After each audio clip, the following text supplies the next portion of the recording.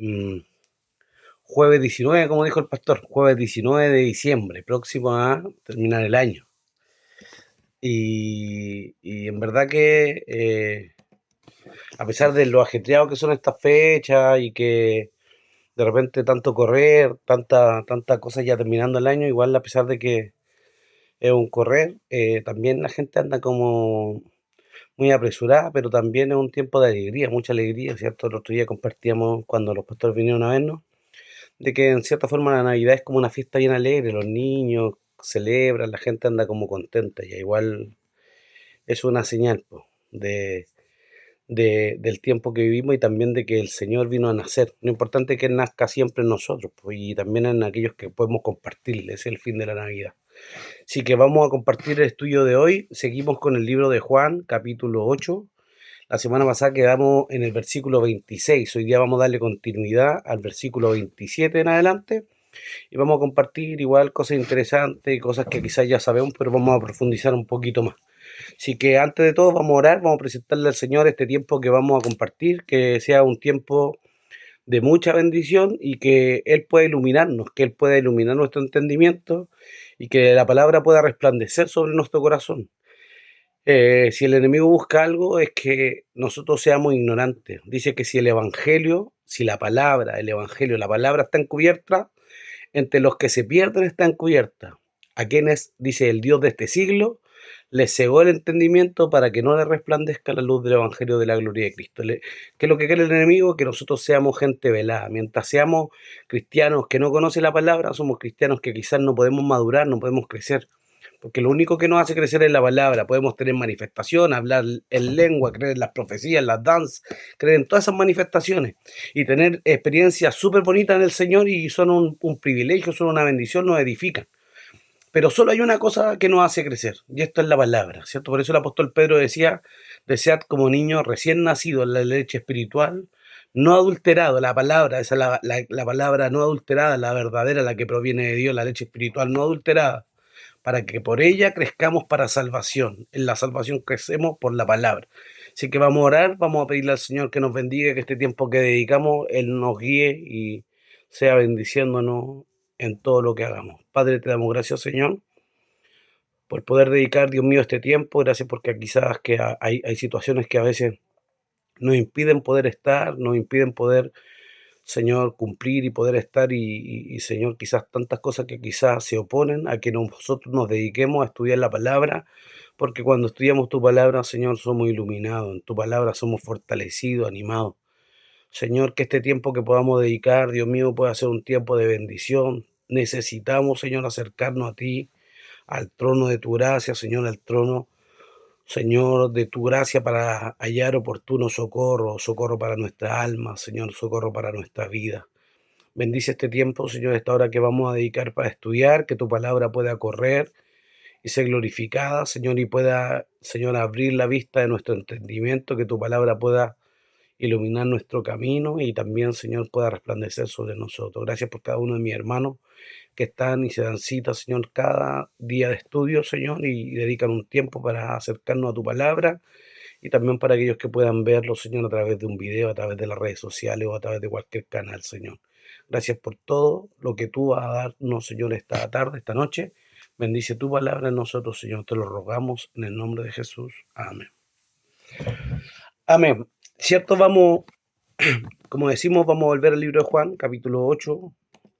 Ya llevamos harto tiempo en el libro de Juan y también en el capítulo 8. Yo creo que, al menos para mí, porque todos somos enriquecidos en estudiar la escritura, entonces para mí ha sido una bendición poder estudiar, ¿cierto?, el libro de Juan, que tiene una tremenda profundidad y que también nos bendice tanto, ¿cierto? Y yo creo que cada uno de nosotros somos bendecidos. Vamos a leer del versículo 27, ¿cierto? No sé si algún hermano puede leer 27, 28, y luego otro que pueda leer 29 y 30. Y luego terminamos con el 20, 31 y 32, para que leamos de introducción y luego vamos analizando versículo por versículo.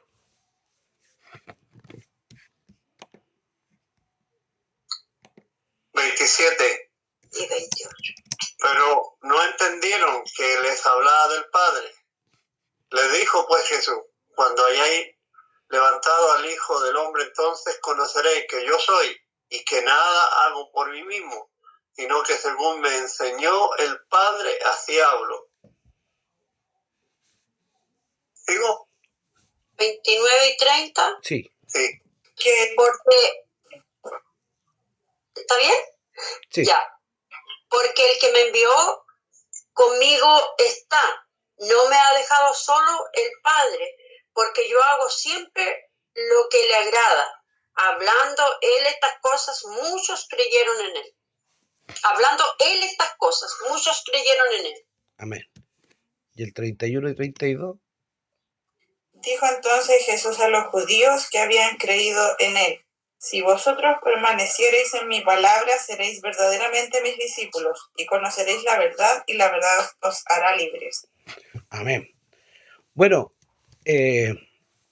como decimos, le damos continuidad al estudio de la semana pasada, que habíamos quedado, ¿cierto?, en el versículo 26, donde Jesús le hablaba a los judíos, ¿cierto? Y es lo que hemos venido estudiando. Jesús estaba aquí en el patio exterior del templo compartiendo, estudiamos la semana pasada eso, estaba en el lugar, ¿cierto? Lo que le llamaban el atrio de las mujeres, al lugar, porque las mujeres no podían entrar al templo, ¿cierto? Las mujeres no entraban al templo. Solamente había un lugar que se llamaba el atrio exterior o el atrio de las mujeres, que era parte del patio, ¿cierto? Del patio, del primer atrio, como de la entrada, donde igual se ofrecían sacrificios y eso, pero había hasta una parte donde las mujeres podían entrar. Ahí era donde estaban las ofrendas también, ya hablamos de que habían 13, ¿cierto? Depositorios de ofrendas, que le llamaban, ¿cierto? El arca del chofar, ¿cierto? Que tenían un cuerno, analizamos y hablamos de eso. Jesús estaba enseñando aquí. Y lo más tremendo es que mientras él enseñaba aquí en el templo, en el patio del templo, su diálogo, su mayor diálogo o lo que más compartía el Señor era con los judíos que venían a debatirle, ¿cierto? Y estando en medio del templo, lo que hablábamos igual, ellos no tenían autoridad para venir a apresarlo, aunque querían quitarle su vida, aunque querían encarcelarlo, aunque querían juzgarlo, estando al lado, ¿cierto?, del Sanedrín. No tenían la autoridad. ¿Por qué? Porque Dios todavía no se lo había permitido o todavía no había llegado el tiempo. Entonces, en ese contexto, aquí en el versículo 27, ¿cierto?, que leemos, vemos y dice, pero no entendieron, hablando de todas las cosas que él le hablaba, ¿cierto? Cuando él le hablaba que él provenía del Padre, ellos le decían que su testimonio no era verdadero, y también cuando él le decía que muchas cosas tenía que juzgar de ellos, pero que Dios no le había enviado, el Padre no le había enviado, ¿cierto?, a juzgar, sino más que todo a salvar al mundo. Y el versículo 27, que era el primero que leíamos, decía, pero no entendieron que les hablaba del Padre, ¿cierto? Ellos no podían entender la relación que tenía Jesús con Dios, ¿cierto? No podían, ellos no caían en su cabeza esta relación filial, como diríamos, ¿cierto? De padre e hijo. No alcanzaban a comprenderla. Por ningún motivo ellos podían creer en la divinidad de Jesús. Ellos podían creer que era un enviado, que había venido de Dios, que quizás las señales que hacía nadie las hacía, pero ellos no veían a Jesús como el Hijo de Dios. Entonces, dice que ellos no le entendían, pero no entendieron que les hablaba del Padre, de su Padre. Aquellos negaban que Jesús había sido enviado por Dios, por lo tanto no entendían la dimensión de enseñanza del Cristo. ¿Cierto? No entendían la dimensión ni la relación que había de padre e hijo de Dios y el Mesías en este caso. Y entonces por eso no entendían y la palabra no hallaba, ¿cierto?, caía en ellos. Por eso hablábamos en el estudio pasado y semanas anteriores de que Jesús decía una y otra vez, ¿por qué no entendéis mi lenguaje? ¿Por qué mi palabra no haya cabida en vosotros? ¿Por qué no entendéis lo que digo? Porque el lenguaje o el idioma, podríamos decir, en que a Jesús hablaba, no entraba en el corazón de ellos, porque no hablaba en un lenguaje de una forma natural. El lenguaje de Jesús era espiritual, lo que transmitía Jesús era espíritu. Jesús decía esto, mis palabras son espíritu y son vida. Y como ellos no tenían espíritu, solamente tenían la ley, solamente tenían la tradición, solamente tenían quizás las costumbres que ellos practicaban, no podían o no hallaba cabida en ellos, ¿cierto?, esta palabra, no hallaba cabida el mensaje de Jesús en sus corazones. no entendían lo que le hablaba. ¿Por qué? Porque Jesús le hablaba en un entorno espiritual. El mensaje y la palabra de Jesús era espiritual. Y ellos se movían solamente en un ámbito natural. No discernían las cosas que eran del espíritu. Por eso cuando Jesús le habla a Nicodemo, le dice: Nicodemo, es necesario que nazcas de nuevo. Y cuando habla de nuevo, le habla de nacer de arriba. Le dice: Nicodemo, tienes que nacer de arriba. ¿Por qué? Porque el mensaje o la palabra o lo que Jesús enseñaba era algo celestial, algo espiritual, algo que venía de arriba. Y para eso tenían que primero elevarse, tener una comunión con el Señor de tal manera que el Espíritu entrara dentro de ellos. Pero como Jesús mismo les decía, que eran sepulcros blanqueados, ¿cierto? Que eran gente que solamente vivía una tradición, la palabra no hallaba cabida en ellos. Por eso dice: no entendieron que les hablaba del Padre, de esa relación tan estrecha, tan cercana que tenía Jesús, ¿cierto? Con el Padre, con el Eterno, que eran uno, de esa comunión. Y mire lo que dice el versículo 28, dice: les dijo pues Jesús: cuando hayáis levantado al Hijo del Hombre, entonces conoceréis que yo soy, y que nada hago por mí mismo, sino que según me enseñó el Padre, así hablo. Entonces Jesús sigue hablándole, sigue en este debate, sigue enseñándole a los judíos, y le habla de algo bien profundo. Le dice: cuando hayáis levantado al Hijo del Hombre, entonces conoceréis que yo soy. Nuevamente le habla del verbo yo soy sin un predicado, ¿cierto? Cuando decíamos que Jesús les dijo en muchas ocasiones, ¿cierto? Yo soy, pero con un predicado: yo soy la luz del mundo, yo soy la puerta, yo soy la verdad, yo soy la vida, yo soy el camino, yo soy el buen pastor. Siempre añadiéndole un predicado, pero en este caso el verbo viene sin conjugar.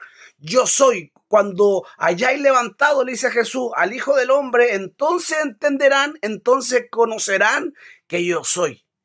Y que nada hago por mí mismo, sino que según me enseñó el Padre, así hablo. Aquí directamente Jesús le está hablando acerca de la crucifixión. Jesús le está hablando aquí de que cuando ellos, ¿cierto?, le entreguen, y cuando Él sea crucificado.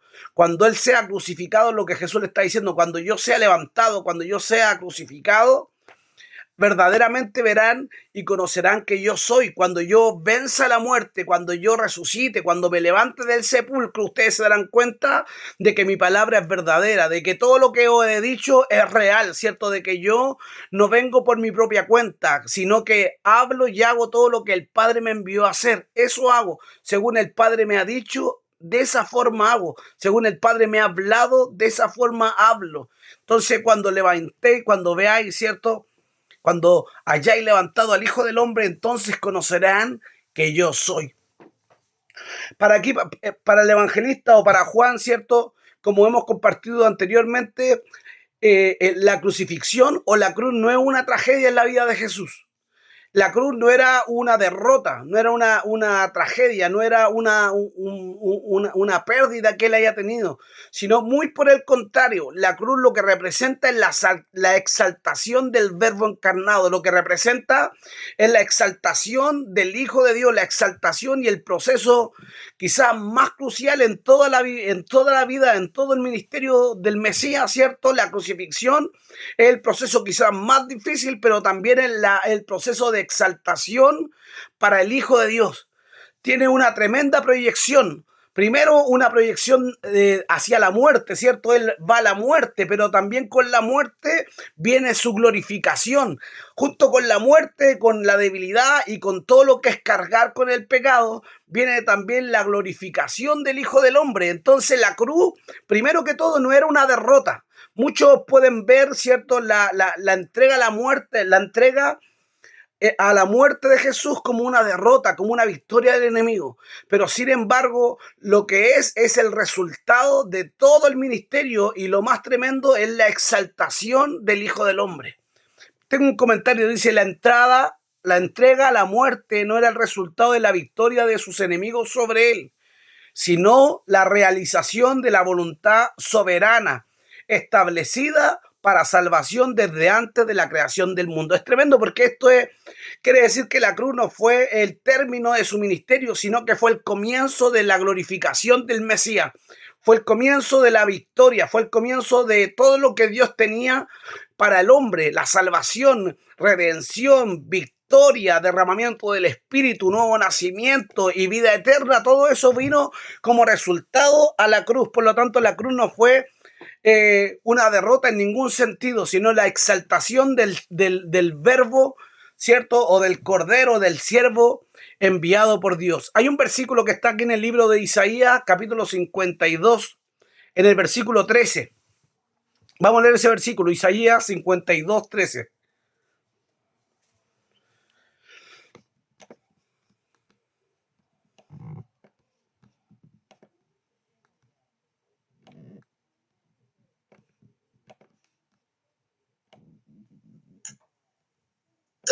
He aquí mi siervo será prosperado, será engrandecido y exaltado y será puesto muy en alto. Amén. ¿Cierto?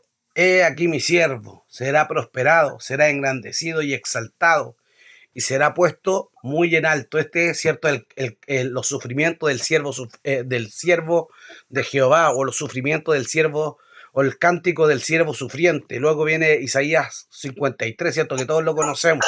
Pero aquí habla eso de que su siervo será prosperado, será engrandecido, será exaltado y puesto muy en alto. Pero ¿cuándo va a ser exaltado? ¿Cuándo va a ser glorificado? ¿Cuándo va a ser puesto en alto? Después de la crucifixión. El proceso quizás más difícil, el proceso quizás más duro en todo el ministerio de Jesús va a ser también el proceso donde Dios le va a exaltar hasta lo sumo. Lo podemos ver también en 2 de Timoteo, capítulo 1, versículo 9.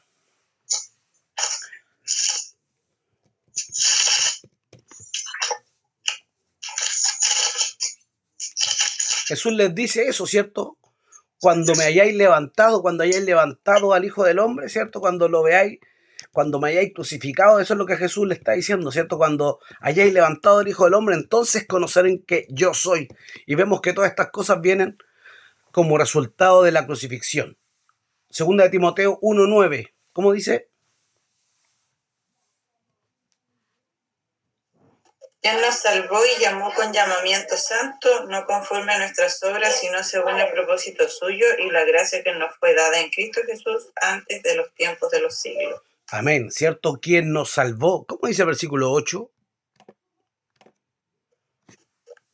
Por tanto, no te avergüences de dar testimonio de nuestro Señor, ni de mí, preso suyo, sino participa de las aflicciones por el Evangelio según el poder de Dios. Claro, entonces habla de no avergonzarse del ministerio o del Evangelio de Jesucristo, quien nos salvó y nos llamó con llamamiento santo, ¿cierto? Con llamamiento santo, no conforme a nuestras obras, ¿cierto? No nos llamó por alguna obra, por algún mérito que nosotros hayamos hecho, no nos llamó porque quizá, como dicen ahí, ¿cierto? Algunos, que porque Él nos predestinó, no escogió a algunos solamente, sino que nos llamó según su propósito y la gracia que nos fue dada en Cristo Jesús.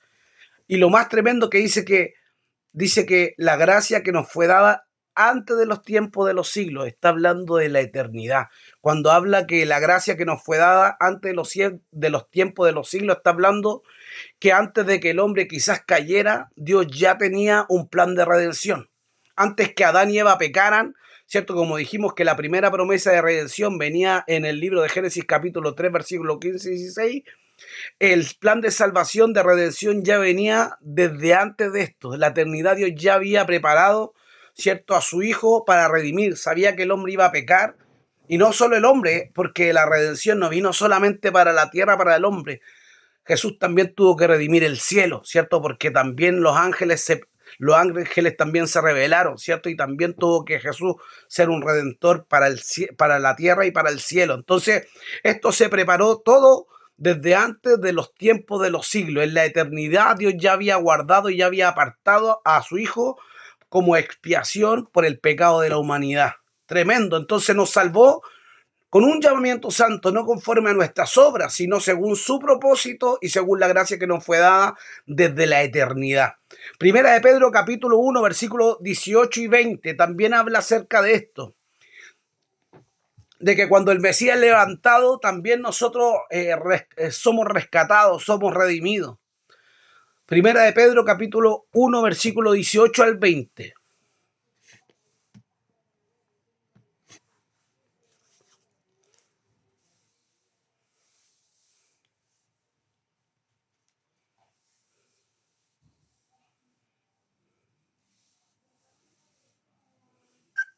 Sabiendo que fuisteis rescatados de vuestra vana manera de vivir, la cual recibisteis de vuestros padres, no con cosas corruptibles, como oro o plata, sino con la sangre preciosa de Cristo, como de un cordero sin mancha y sin contaminación, ya destinado desde antes de la fundación del mundo, pero manifestado en los postreros tiempos por amor de vosotros. Amén. Es tremendo, tremendo, tremenda es la palabra, porque dice que sabiendo que fuiste rescatado de vuestra vana manera de vivir, nuestra vana manera de vivir, ¿cierto? Nuestra naturaleza pecaminosa, nuestra naturaleza torcida, de una vida vana que llevábamos, ¿cierto? La cual recibimos como herencia no solo de nuestros padres, sino como herencia de los padres, ¿cierto? De Adán y Eva. Desde ahí todos pecaron. Por eso dice que, y fue el primer Adán alma viviente, y el postrer Adán espíritu vivificante. Entonces, la herencia de la vida vana, de la vida vacía, de la vida torcida o separada de Dios, viene de los padres, de los primeros hombres, ¿cierto? Que pecaron y a través de ellos se corrompió la humanidad completa, ¿cierto? De ahí vino la herencia, ¿cierto? La herencia que recibimos, ¿cierto? La herencia de vivir una vida apartada, separada de Dios. Pero ¿qué dice? Que fuimos rescatados de esta vana manera de vivir. Y fuimos rescatados no con cosas corruptibles, ¿cierto? No nos rescató con algo que pereciera, con algo corruptible, con algo pasajero, como oro, como plata. Eso es lo que está diciendo. Fueron rescatados no con algo corruptible, como oro o plata, sino con la sangre preciosa de Jesús, sino con la sangre preciosa de Cristo. Fuimos rescatados a través de su sangre, a través de la sangre preciosa de Cristo, como de un cordero sin mancha y sin contaminación, ya destinado desde antes de la fundación del mundo, pero manifestado en los postreros tiempos por amor de vosotros, de ustedes. Eso es lo que enseña aquí el apóstol Pablo, ¿cierto? Es tremendo porque vemos que a través, ¿cierto?, de este cordero sin mancha, a través de este cordero perfecto, fuimos rescatados de nuestra vana manera de vivir. Pero es tremendo porque fuimos rescatados a través de su sangre, a través de su sacrificio, a través de que Él fue levantado por nosotros, ¿cierto?, y fue crucificado. A través de eso nos hizo renacer. Por eso dice el libro de Juan, capítulo 1, dice que a los que le recibieron, a los que creen en su nombre, les dio autoridad de ser hechos hijos de Dios. Dice, estos no nacieron de carne, ni de sangre, ni de voluntad de varón, sino de Dios. Cuando nosotros le abrimos el corazón a la palabra del Señor y lo recibimos, Él nos hace renacer a una nueva vida, una vida del Espíritu. Y esto no ocurría con los fariseos o con los religiosos. Ellos no habían renacido del Espíritu, por eso no escuchaban su palabra, por eso la palabra no hallaba cabida en ellos. Pero lo tremendo también es que este cordero que había sido, ¿cierto?, apartado, había sido predestinado desde antes de la fundación del mundo, manifestado en los postreros tiempos, dice el apóstol Pablo, ¿cierto?, por amor de nosotros. El Señor ya había sido consagrado para ser el Redentor y el Padre lo había escogido como un perfecto cordero sin mancha para enviarlo a morir por nosotros. Es poderoso el versículo. Volvemos al capítulo 8, versículo 27 o 28, porque dice, Jesús dice esto, dice, y creerán que yo soy cuando hayáis levantado al Hijo del Hombre. Cuando hablamos del Hijo del Hombre, el concepto es amplio y a veces no entendemos bien por qué habla acerca del Hijo del Hombre. Cuando habla del Hijo del Hombre, habla de la divinidad de Jesús y también habla de la humildad de Él.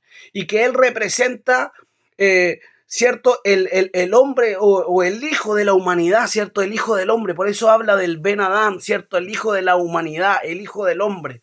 Y esto también lo vemos en una palabra que está proféticamente en el libro de Daniel, capítulo 7, versículo 13 y 14. Ahí se habla acerca, por eso Jesús se proclama el Hijo del Hombre, y vemos que Jesús habla más de 70 veces acerca de este título, el Hijo del Hombre, y verán al Hijo del Hombre cuando el Hijo del Hombre venga, recibirán al Hijo del Hombre, y Jesús habla muchas veces en los evangelios de este título, ¿cierto? Hijo de Hombre, porque se toma de esta palabra que está en el libro de Daniel capítulo 7, versículo 13 y 14. Miraba yo en la visión de la noche, y he aquí, con las nubes del cielo venía uno como un hijo de hombre, que vino hasta el anciano de días, y le hicieron acercarse delante de él, y le fue dado dominio, gloria y reino, para que todos los pueblos, naciones y lenguas le sirvieran. Su dominio es dominio eterno, que nunca pasará, y su reino uno que no será destruido. Poderoso, dice, miraba yo en la visión de la noche, ¿cierto? Daniel aquí teniendo una revelación, ¿cierto? En el sueño Dios está mostrándole aquí una tremenda visión y dice que aquí él ve en las nubes del cielo que venía un hijo del hombre, dice, venía un hijo de hombre que vino hasta el anciano del día. El anciano de día representa al Padre, representa, ¿cierto?, al Eterno, al Santo bendito, ¿cierto? Lo representa ahí. Vino hasta el anciano de día, lo representa sentado en el trono, ¿cierto?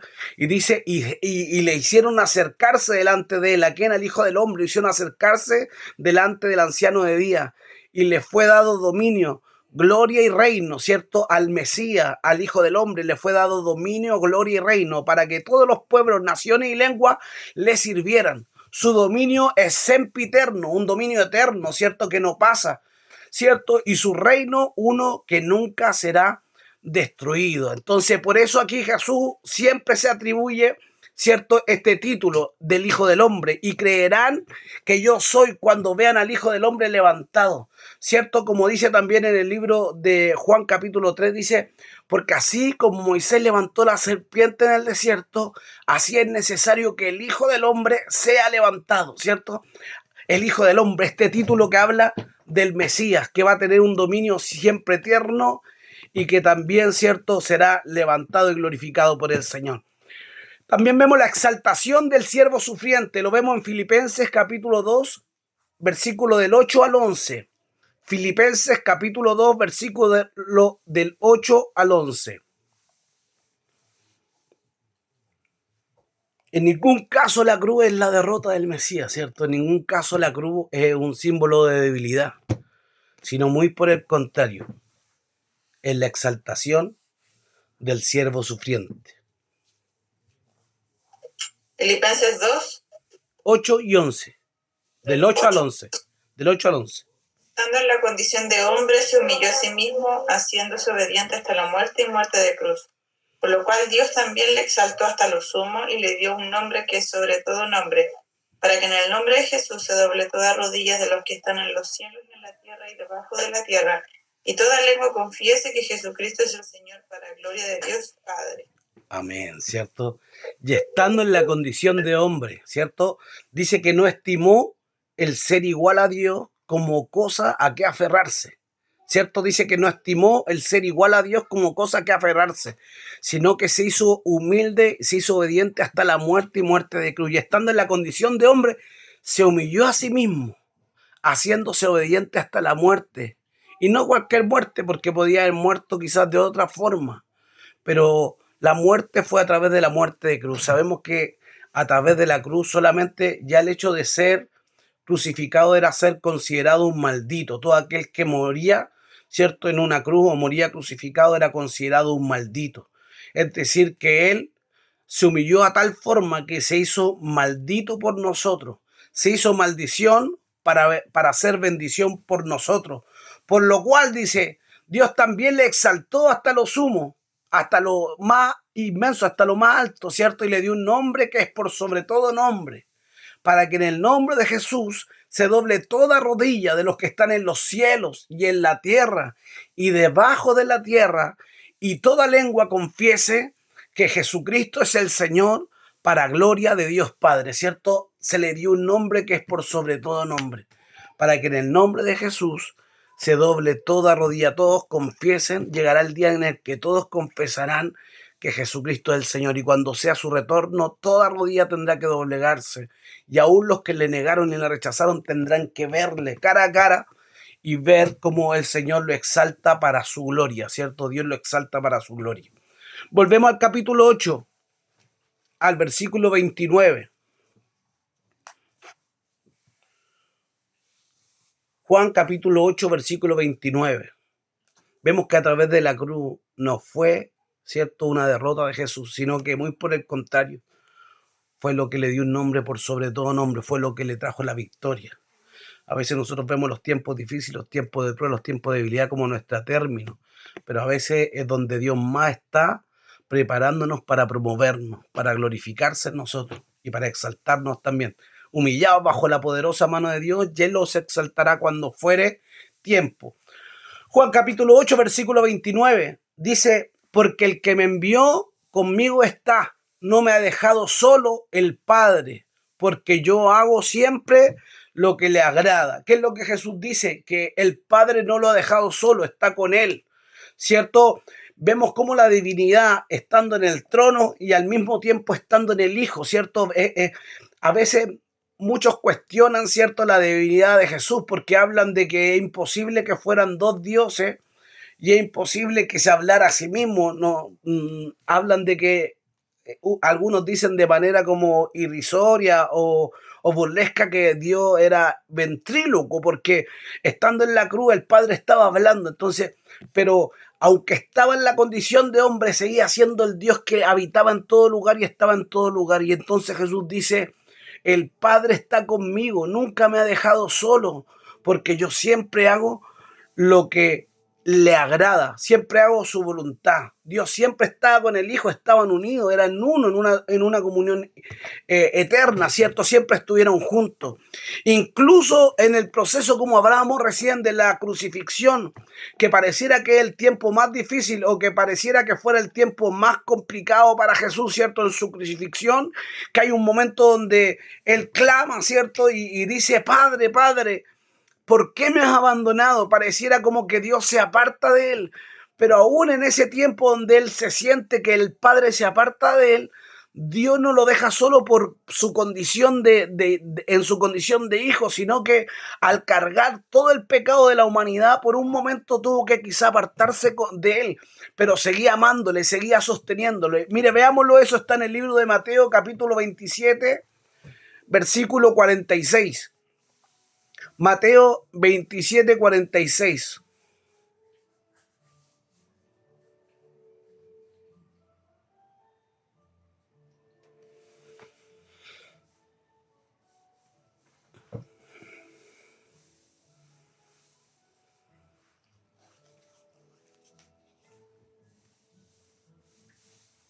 Cerca de la hora novena, Jesús clamó a gran voz diciendo, Elí, Elí, lama sabactani, esto es, Dios mío, ¿por qué me has desamparado? Cierto, cerca de la hora novena, después de ya llevar cierto largo tiempo crucificado, cierto, Jesús empieza y levanta su voz. Y en arameo levanta su voz y empieza a decir Elí, Elí, lama sabactani, ¿cierto? Los judíos empezaron a decir que estaba invocando a Elías. Pero lo que estaba haciendo él, estaba citando un salmo. Voy a buscar qué salmo es. Pero lo que sucede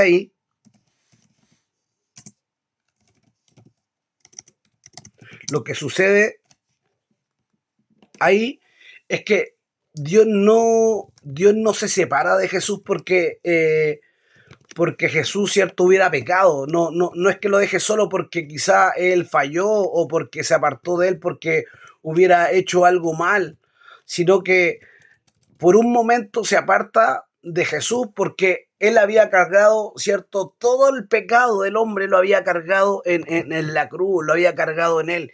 Y por eso se separa momentáneamente, ¿cierto? De él. Y quizá él siente su ausencia al tener cargado el pecado, porque sabemos y vemos que Dios habita solamente donde está santidad, donde hay gente que está apartada para Dios. Y como Jesús en ese momento estaba cargando con el pecado de la humanidad, Dios no podía habitar en él. Por eso él siente en un momento que Dios se separa. Y ahí es donde cita el Salmo, es el Salmo 22.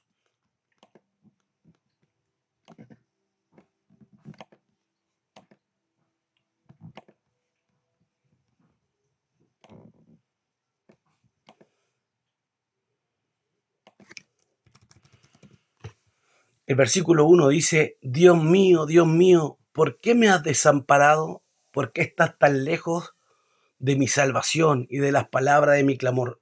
En cierta forma, lo que Jesús hace aquí es cita el Salmo: Padre, Dios mío, ¿por qué me has desamparado? Porque siente la ausencia de Dios, ¿cierto? Siente la ausencia del Padre por un minuto al cargar y al estar expiando, ¿cierto?, el pecado de todos, porque en ese minuto Él estaba como un cordero, sustituyendo, ¿cierto?, a la humanidad, sustituyendo a toda la gente, ¿cierto?, a todos los que creyeran en Él, a toda la humanidad. Y en cierta forma Dios se separa de Él. Dice, este versículo no supone una contradicción con la afirmación del versículo que mencionamos, ¿cierto? Puesto que el Padre no lo desamparó por ser desobediente o pecador, sino por ser nuestro sustituto. Lo que pasa en la cruz es que Él toma el lugar del hombre y carga en el hombre y carga en Jesús el pecado de toda la humanidad. Por lo tanto, Dios se separa por un minuto de Él, o por un momento, por el momento de la expiación. Pero luego que él, cierto, expía el pecado, nuevamente el Padre viene a morar en Él. Veamos el libro de Segunda de Corintios, capítulo 5, versículo 21.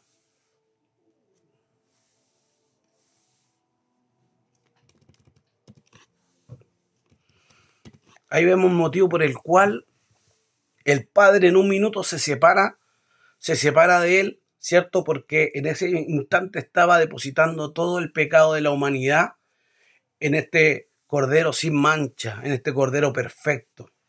Segunda de Corintios 5:21.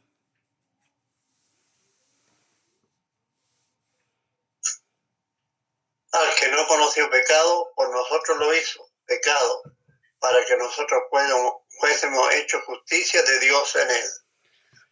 Al que no conoció pecado, al que no cometió pecado alguno, ¿cierto? Por nosotros lo hizo pecado. En ese minuto, cuando Él estaba en la cruz, estaba cargando todos los decretos que nos eran contrarios, todo lo que nos condenaba, todos nuestros pecados, todo lo que quizá íbamos a hacer en algún momento. Y no solo nosotros, la humanidad completa, todas las personas a lo largo de la historia que han pecado, todos esos pecados estaban ahí cargados sobre Él. Por eso Él sintió en cierta forma la ausencia, porque el que no conoció pecado por nosotros lo hizo pecado. ¿Para qué? Para que nosotros fuéramos hechos justicia de Dios en Él, es decir, para justificarnos. Él fue hecho pecado para que nosotros fuéramos considerados justos y pudiéramos alcanzar la salvación, porque a través de su sacrificio pudimos ser alcanzados justos y pudimos ser redimidos por la sangre del Mesías, como la sangre de un cordero. Dios siempre está con el Hijo, porque el Hijo siempre hacía lo que a Él le agradaba. Tremendo. Mire, el libro de Juan, capítulo 5, versículo 11.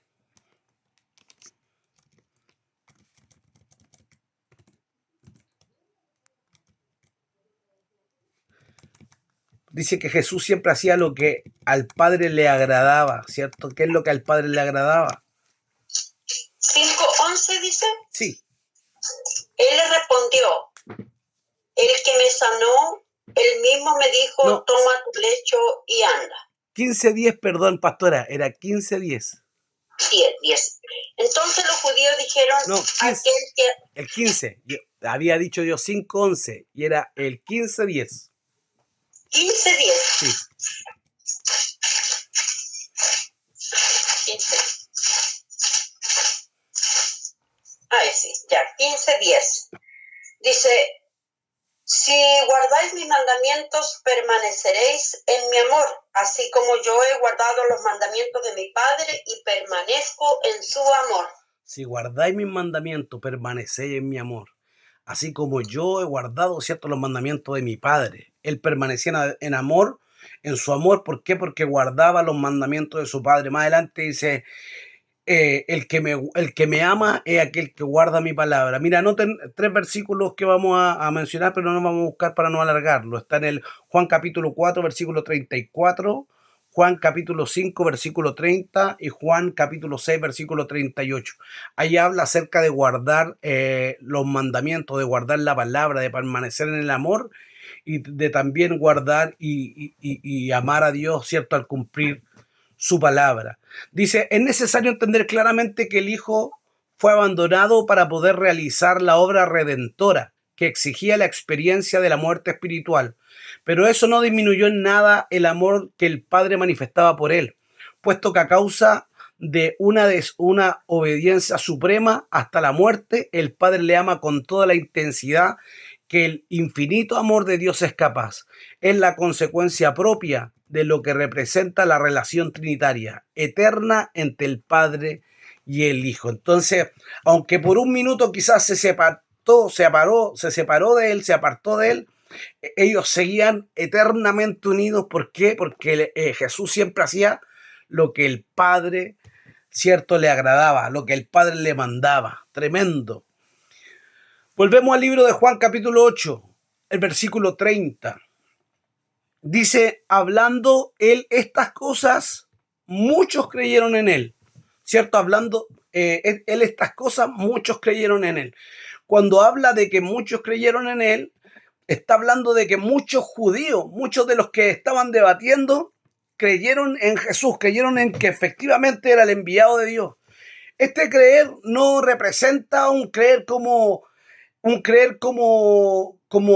algo activo. No quiere decir que ellos creyeron y empezaron a servirle, sino que creyeron en él, creyeron a lo que él hablaba, creían en él como Mesías, pero no estaban de acuerdo a dejar su tradición por servirle.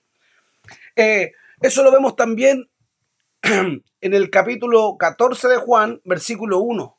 Entonces dice que muchos creyeron en él. Pero como decía, no era un creer, ¿cierto? No era un creer como en el sentido de servirle como los discípulos, sino era un creer, sabían o en cierta forma aceptaron que lo que Jesús les hablaba era verdad. Juan capítulo 14, 1 dice, no se turbe vuestro corazón, creéis en Dios, creed también en mí. Entonces creían en él. Y también Juan 16, 30. Juan 16, 30.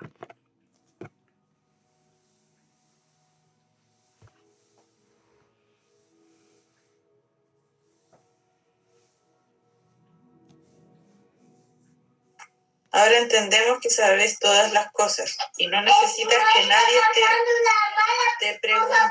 Por esto creemos que has salido de Dios.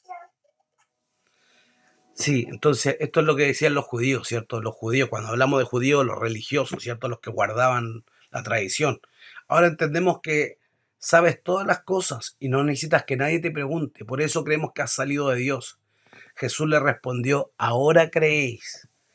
Es tremendo. Entonces, cuando hablamos de que aquí, mientras Jesús empieza a compartir con ellos, aunque creían, habían creído que él era el Mesías, que era el enviado, no estaban de acuerdo en servirle y seguían debatiendo con él.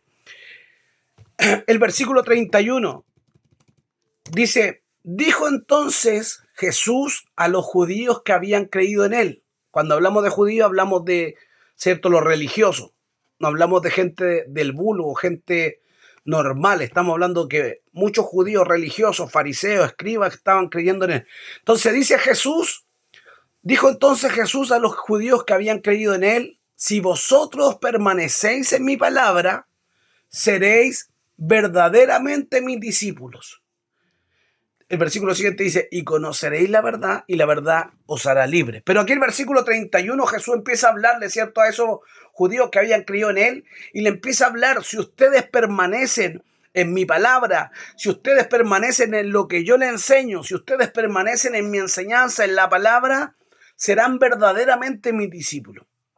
Entonces cuando Jesús enseña de que ellos tenían que permanecer en su enseñanza, permanecer en la palabra para poder alcanzar y ser discípulos de él, y verdaderos discípulos quiere decir que también habían discípulos que no eran verdaderos, quiere decir que también la tradición no los hacía quizás ser discípulos de Dios, ni mucho menos siervos de Dios. Tenían sus tradiciones, pero a veces vivían separados de Dios. Cuando Juan le enseña a los judíos, ¿cierto?, le habla de permanecer en sus palabras, ¿cierto? ¿Y por qué le hace permanecer en su palabra? Porque la palabra de Jesús era la palabra de Dios. Lo vemos en el capítulo 15 del libro de Juan, del versículo 4 al 7. Juan 15, del 4 al 7.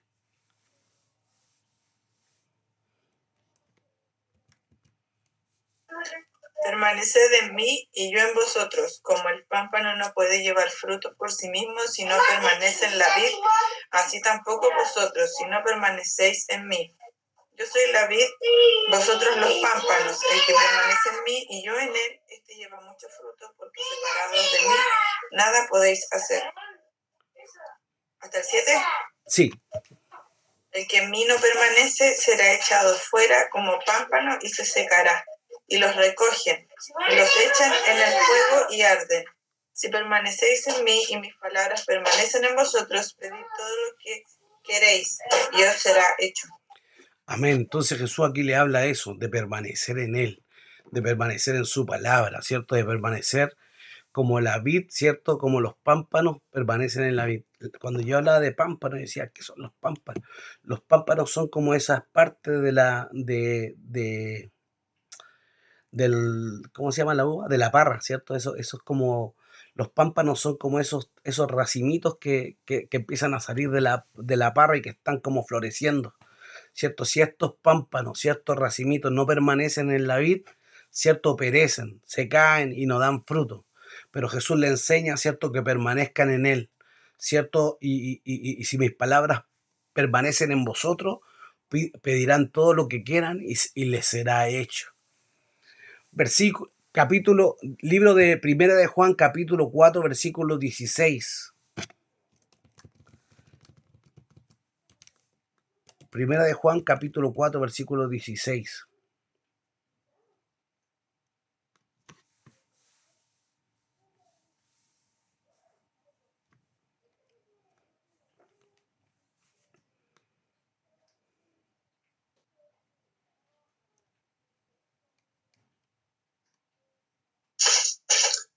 Y 16. Nosotros hemos conocido y creído el amor que Dios tiene para con nosotros. Dios es amor y el que permanece en amor permanece en Dios y Dios en él. Amén. Y nosotros hemos conocido y creído el amor que Dios tiene para con nosotros. Dios es amor y el que permanece en amor permanece en Dios y Dios permanece en él. ¿Y creer que permanece en amor? El que guarda su palabra. Como decíamos, el que me ama es aquel que guarda mi palabra, ¿cierto? También la palabra de Jesús es la palabra del Padre. Esto lo vemos también en el libro de Juan, capítulo 17, versículo 6. Y del 6 lo saltamos al 8 y del 8 al 14.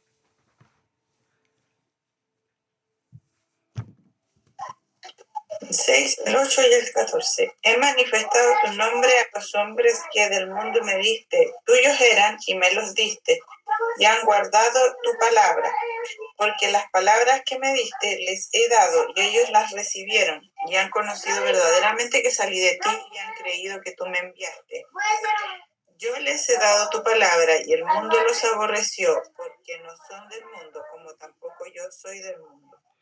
Y el 17 dice, santifícalos en tu verdad, tu palabra es verdad. Entonces habla de que él dice, he manifestado tu nombre a los hombres del mundo que me diste. Tuyos eran y me los diste y han guardado tu palabra. Porque las palabras que me diste les he dado y ellos las recibieron. Ya han conocido verdaderamente que salí de ti. Ya han creído que tú me enviaste. Yo les he dado tu palabra y el mundo los aborreció porque no son de este mundo, como yo tampoco soy de este mundo. Santifícalos en tu verdad, tu palabra es verdad. Entonces cuando Jesús habla de que Él dice, cuando Él está diciendo, si vosotros permanecéis en mi palabra, lo que está diciendo, permanezcan en la palabra que tú me diste, en la palabra, tu palabra, yo le he dado tu palabra, le he enseñado tu palabra, la palabra que tú me diste, y ellos han guardado tu palabra. Santifícalos con tu palabra, porque tu palabra es verdad. Cuando Jesús habla de eso, si vosotros permanecéis en mi palabra, seréis verdaderamente mis discípulos. Está diciendo que la palabra que Jesús transmite es la palabra de Dios, la que ellos creían guardar, la que ellos creían practicar, la que ellos creían poder tener y ser asidos. Los judíos creían que ellos tenían la palabra y se jactaban de eso. Es más, cuando ellos dicen, cuando Jesús le dice en el siguiente versículo, y conoceréis la verdad, y la verdad os hará libre, lo que ellos le dicen, los judíos le dicen, pero a Abraham tenemos por padre, nunca hemos sido esclavos de nadie. ¿De qué libertad nos estás hablando? ¿De qué libertad? ¿Qué verdad conoceremos y seremos libres si nunca hemos sido esclavos de nadie? Más encima eran mentirosos porque habían sido 400 años esclavos en Egipto, 70 años esclavos en Babilonia, pero se le había olvidado. Entonces, pero Jesús le dice esto, si vosotros permanecéis en mi palabra, seréis verdaderamente mis discípulos. Y es tremendo porque nosotros hemos compartido el hecho de ser discípulos, y ser discípulos no era cualquier cosa. Sobre todo en esta tradición, sobre todo en este proceso de época, sobre todo en la época que Jesús vivió, en la época desde el segundo templo en adelante, el proceso de ser un discípulo era un proceso súper estricto, era un proceso, llegar a ser un discípulo era algo quizá poco alcanzable para cualquier niño, para cualquier joven. Y el ser el discípulo quería decir que alguien que era discípulo de un maestro quería decir que en algún momento iba a tener la capacidad de ser como su maestro. Nosotros hemos compartido, pero vamos a volver a repasar eso. Mire, el principio de la educación judía de los niños judíos empezaba a los 5 años. Y este era el proceso para poder ser un discípulo. Ser un discípulo no era cualquier cosa. Cuando Jesús le dice, si ustedes permanecen en mi palabra, ustedes serán mis discípulos. Para nosotros hoy día los cristianos, si yo le pregunto a cualquiera de ustedes qué es ser un discípulo, ustedes van a decir, no, es aprender de otro. Pero en el tiempo de Jesús, ser un discípulo no era cualquier cosa. Ser un discípulo era algo importante y no cualquiera era discípulo. El proceso del discipulado comenzaba a los 5 años. La educación de los niños, la primaria, como diríamos nosotros, o el primer proceso de educación era de los 5 a los 10 años. Esto se llamaba Bet Sefer, que quería decir casa del libro. El niño en este proceso de Bet Sefer o casa del libro aprendía de los 5 a los 10 años todo lo que era la Torá y la tradición oral, porque no era solamente la ley oral, o sea, la ley escrita lo que ellos tenían. También se traspasaban la ley oral y tenían que aprendérsela de memoria, memorizarse los 5 primeros libros de la Biblia de memoria. Y solamente podían pasar al siguiente proceso los que el rabino pensaba que eran más capaces. Entonces el primer proceso, como decimos, Bet Sefer, casa del libro, y los niños estudiaban de los 5 a los 10 años toda la Torá. Cuando el rabino veía que los niños tenían capacidad y que eran capaces de que él les preguntaba y conocían la Torá, le hacía prueba y que quizá ellos tenían un conocimiento amplio, ellos podían pasar al segundo proceso que se llamaba Bet Midrash, que quería decir casa de estudio. El segundo proceso se llamaba casa de estudio, Bet Midrash, y era de los 10 a los 14 años. En este segundo proceso, el niño de los 10 a los 14 años tenía que aprenderse la Torá, tenía que aprenderse los Ketubín y los Nabín. Todo el Antiguo Testamento hebreo tenían que aprendérselo al revés y al derecho. Todo lo escrito, los profetas, crónicas, todos los libros históricos y todo el Antiguo Testamento tenían que aprendérselo al pie de la letra. El rabino les preguntaba algo y ellos tenían que tener la capacidad no solo de citar la escritura, sino que de interpretarla. El rabino le decía, ¿qué piensas tú acerca de esto? Y el niño tenía que tener un pensamiento, tenía que tener una capacidad de interpretar la escritura. Y entonces, en ese segundo proceso del Bet Midrash o casa de estudio, el rabino, cuando terminaba el segundo proceso, escogía solamente a los mejores de los mejores, ¿cierto? Eran los que podían seguir y alcanzar a ser un discípulo. Es más, los que no alcanzaban o los que no tenían la capacidad, el rabino veía si podía pasar todo su conocimiento sobre ellos, y si el rabino veía que no estaban preparados, los mandaba para la casa a aprender un oficio paternal o a trabajar en lo que la familia hiciera. Y luego venía el último proceso que se llamaba los talmidim o talmidín, que eran los discípulos, el ser un discípulo. Y después de los 14 años o a los 15 años de edad, el niño tenía que escoger, o el joven tenía que escoger a un rabino de renombre. Y tenía que el niño ir donde el rabino y decirle, yo quiero ser tu discípulo, permíteme ser tu discípulo, permíteme ser discipulado por ti.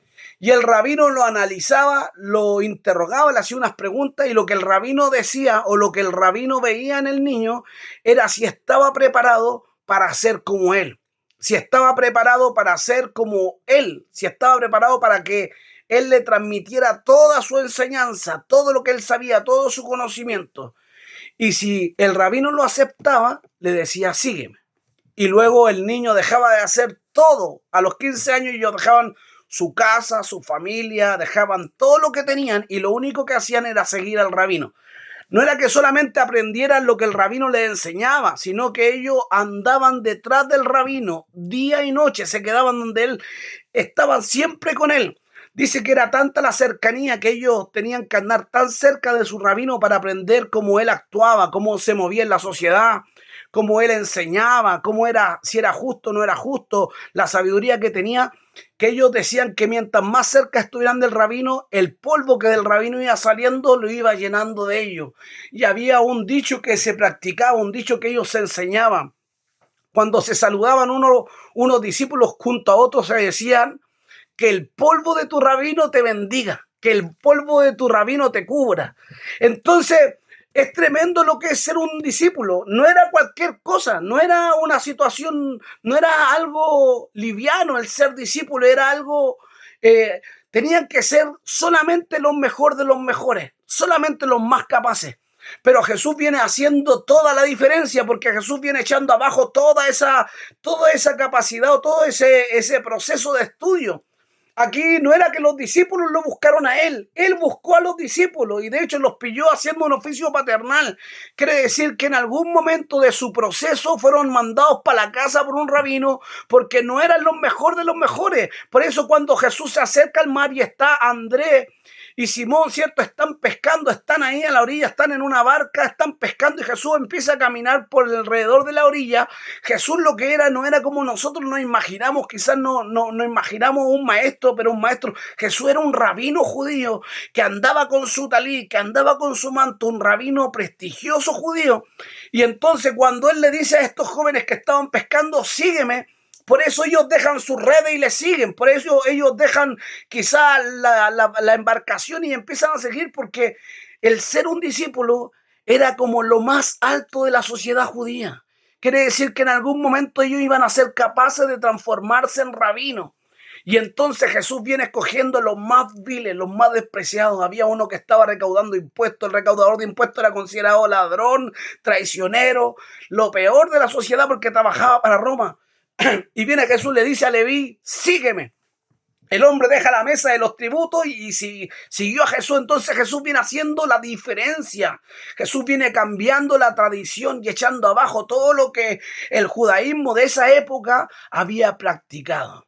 Pero aquí lo más tremendo es que Jesús le da la clave a los judíos que habían creído en él. Si ustedes quieren ser mis discípulos, lo que es más alto, ¿cierto? En esta sociedad, si ustedes quieren ser mis discípulos, tienen que guardar mi palabra, ¿cierto? Si ustedes permanecen en mi palabra, serán verdaderos discípulos y conocerán la verdad y la verdad nos hará libres. Es tremendo porque nosotros nos fuimos llamados para ser un cristiano, un hermanito más, un evangélico, un pentecostal, un cristiano, no sé, tradicional. Nosotros fuimos llamados para ser discípulos. Quizá hoy día nosotros no le tomamos el peso a esto. Y en verdad que el privilegio que tenemos de parte de Dios es tremendo porque Dios ha depositado en nosotros toda su gloria, toda su esencia y que podamos ser como ellos, andar cerca de nuestro rabino. Nuestro rabino quizás no está presente físicamente con nosotros, pero está en medio de nosotros todos los días y que su polvo nos pueda cubrir diariamente para que su enseñanza y podamos convertirnos y podamos algún día ser como él. El propósito de Dios es eso, de que él sea el primogénito entre muchos hermanos, que nos parezcamos a él, que seamos como él y que podamos permanecer en su palabra para que seamos discípulos verdaderos. Lo que Dios quiere en esta época, que tú y yo seamos discípulos verdaderos del Señor. Si permanecemos en su palabra, seremos verdaderos discípulos. Conoceremos la verdad y la verdad nos hará libre, libre del horror, libre de nuestra naturaleza, libre de todas aquellas cosas que nos separan de Dios. Y sobre todo seremos como nuestro rabino, como nuestro Mesías, como nuestro Señor. Si Él habita en nosotros, veremos su gloria y veremos su mano moverse en todo lo que hagamos. Valoremos lo que Dios nos ha dado. Valoremos, ¿cierto?, que nuestro Hijo de hombre fue levantado, ¿cierto? ¿Para qué? Para hacernos renacer, para redimirnos. Él murió, pagó el precio por nosotros y sufrió y padeció todo eso. ¿Para qué? Para que fuéramos sus discípulos. Si fuéramos discípulos, que estamos cerca de Dios, revolucionaríamos naciones. Donde estuviéramos tenemos que afectar, pero el polvo de nuestro rabino nos puede cubrir. Este es el estudio de esta noche, de este día, que podamos ser verdaderos discípulos en esta época tan difícil, que quizás vivimos en esta sociedad tan difícil, pero nuestro rabino vino a hacer la diferencia, a restaurarnos, a levantarnos y a transformarnos para que fuéramos como Él. Voy a dejar abiertos los micrófonos para que puedan compartir o puedan expresar algún pensamiento, algo que puedan expresar en este minuto. Ahí están abiertos los micrófonos.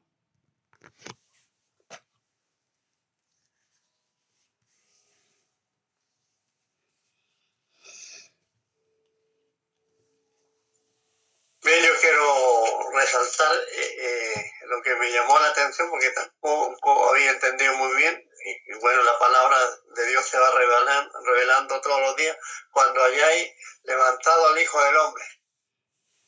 A veces no teníamos clara la profundidad a lo que se refería, pero hoy día me quedó muy claro. Se refería al momento de su crucifixión, de su resurrección y exaltación. Y bueno, pasamos bastante tiempo hablando de eso y nos aclara lo importante que es la obra de Cristo y en la cruz. A veces lo valoramos. Y bueno, y lo último que está diciendo usted, lo que más nos cuesta. Nos identificamos como pentecostales, como tipo de cristianos que guardamos ciertas líneas, pero lo más importante es que seamos verdaderos discípulos. Y eso es lo que cuesta. Queremos parecernos a lo que nos dicta ciertas reglas de ciertas denominaciones, pero tenemos que parecernos verdaderamente al Maestro, guardando su palabra, que es lo relevante. Así que muy importante el tema de hoy. Amén, Dios lo bendiga, pastor, ¿cierto? Dios lo bendiga.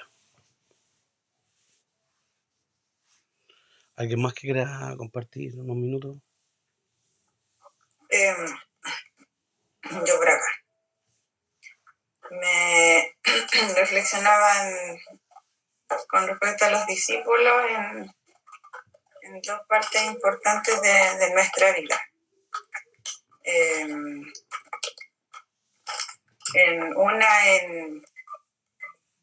que nosotros como discípulos de Jesús, bueno, no llegamos ni a los talones de lo que es un verdadero discípulo.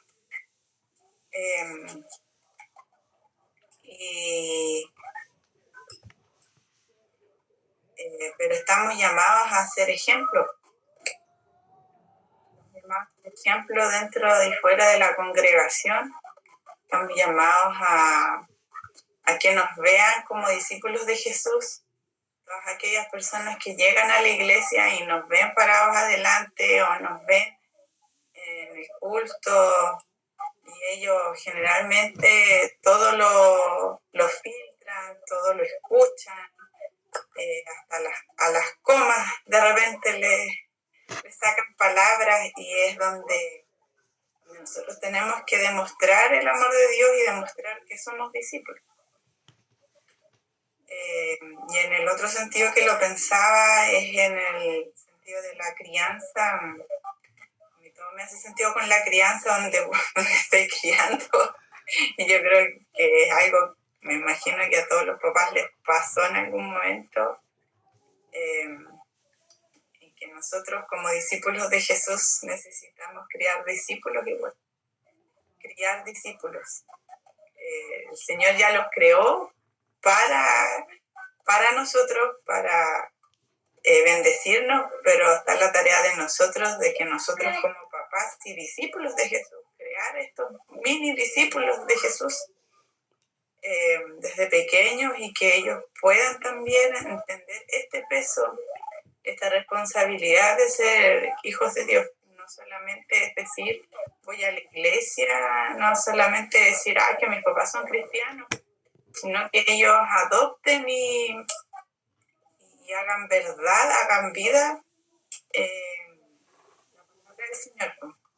Quizás nosotros, ahora ya grandes, ya adultos, puedo reflexionar y puedo decir, sí, yo nací, creí, que, o sea, me crié dentro de la iglesia, debajo de las bancas, todo lo que quieran, pero hasta que uno no tiene el encuentro con el Señor, eso pasa a segundo plano. Sí, hay una semilla sembrada y todo, pero va en el encuentro del Señor y en lo que uno también busca del Señor, poder ser reflejado como discípulo de Jesús. Eso me queda, y me quedó igual lo que dijo el pastor cuando fue levantado. Sí, tremendo.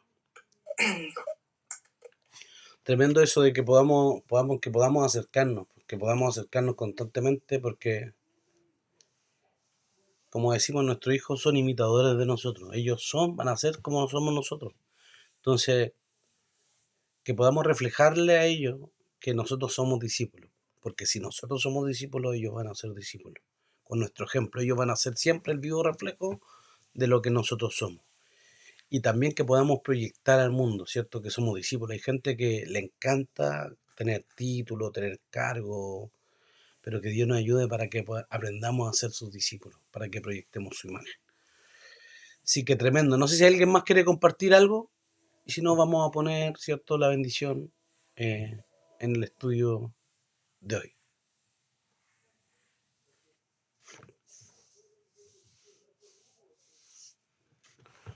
Le voy a pedir a la pastora si puede despedirnos.